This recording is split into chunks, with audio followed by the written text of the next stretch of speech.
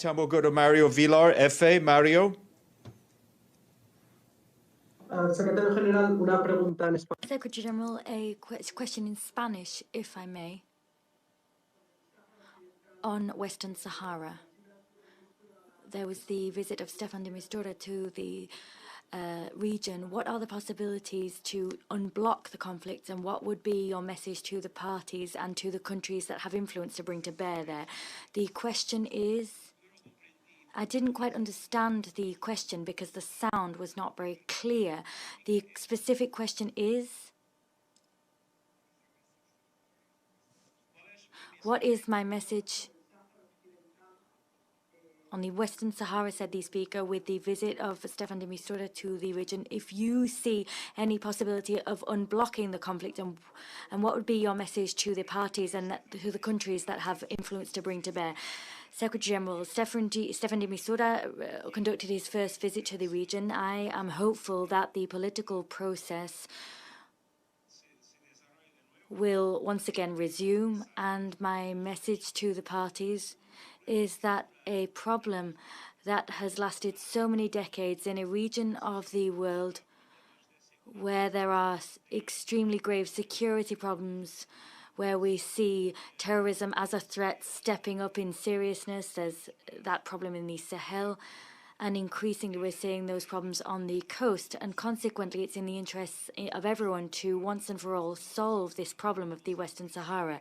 So, in light of that, my message would be that it is time for the parties to understand the need for a dialogue which seeks to achieve a solution, and not simply to maintain an indefinite process underway without there being a definite hope for resolution.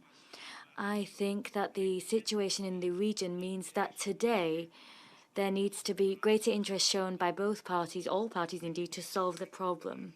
James? Thank you very much, Stefan. Hello, Secretary General. Another question on Yemen. After the attacks in Abu Dhabi, US President Biden said he was considering redesignating the Houthis as a foreign terrorist organization. This issue came up before, about a year ago. Back then, the UN campaigned hard against the US taking such a step, saying it would prevent aid agencies from operating in northern Yemen. But what do you say about this issue now? Well, first of all, in the UN, it's the Security Council that designates a terrorist organization. The problem that exists in situations like Yemen, if one party designates it as a terrorist organization, is that that is accompanied by a number of sanctions.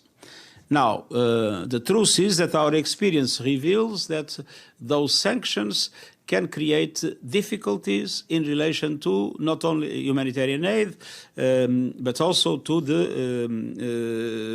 solution of some of the most dramatic problems, hunger, health, that exist in the country. So I think our position is the same, in the sense that we need to make sure that no decisions are made without being carefully measured the possibilities of those decisions not to impact negatively on humanitarian aid.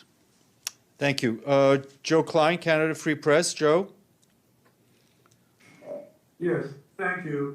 Sir, I want to return to your speech today, in particular the technology portion of your speech, where you talked about digital chaos and you criticized the business models of social media companies profiting from algorithms that prioritize, in your words, addiction, outrage, and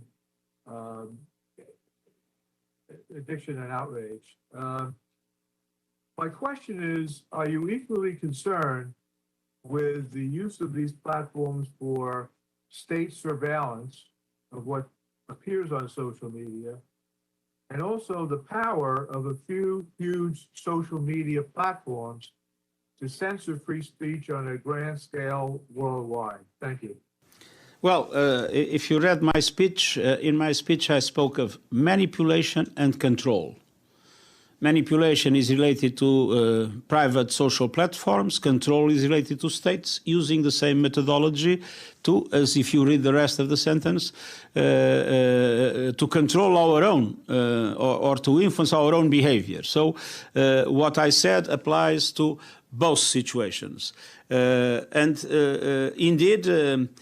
I do believe that there is a serious question with the business model. I mean, the business model is made in a way in which profits increase with advertising, and advertising, of course, produces more resources.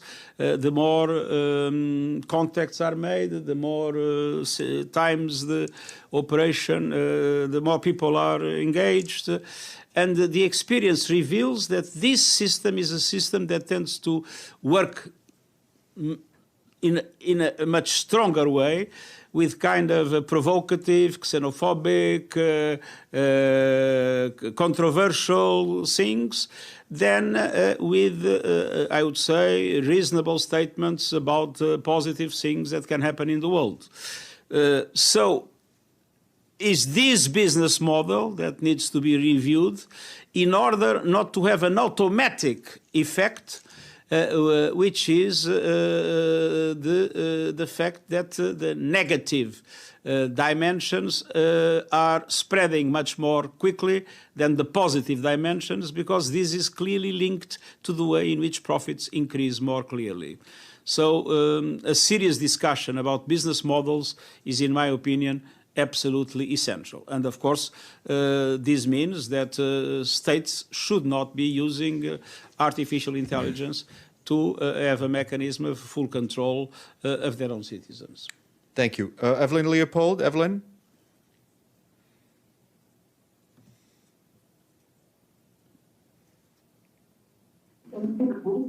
Evelyn? Okay. Secretary General, Happy New Year, and thank you for the briefing. On human rights, I realize there's difficulty in different countries defining. Evelyn. The pull out governments that commit major abuses, including perhaps those large countries permanently. Well, I'm terribly sorry, I couldn't understand I think the word. question is, why do you not call out certain governments for violations, including some of the most powerful ones? Well, as a matter of fact, I've done it several times, and I will do it when I consider this is the best way to deal with the problem. Thank you. Jimmy Quinn. Jimmy? Hi there. Thanks for doing this, Secretary General. So my question is about the Olympics. You're headed there in a couple of weeks, and a number of human rights groups and independent experts have found that the Chinese government is currently carrying out crimes against humanity and genocide against ethnic minorities in the Xinjiang region. So I know you're headed to the Games in a non-political capacity, but one, do you intend to raise the issue with the Chinese government while you're there? And two, is it your assessment that the government is carrying out crimes against humanity currently? Thank you. Let's be clear. This visit to the Olympics is not a political visit. It has not any link to any. Sorry? No, please, if everybody else could keep their microphones off. Go ahead, sir.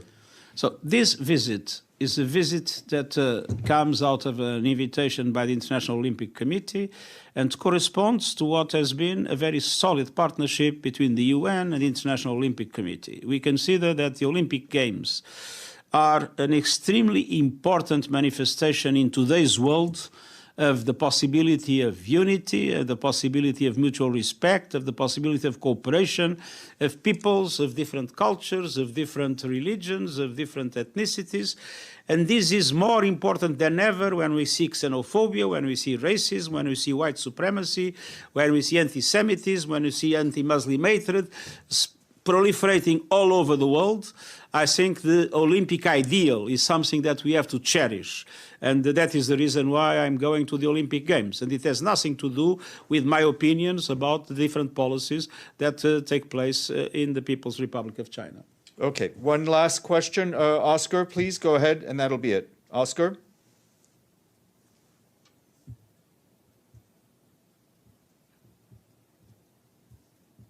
Oscar Bolanos? Okay, sir, I think you're then off the hook. Thank you very much. All the best.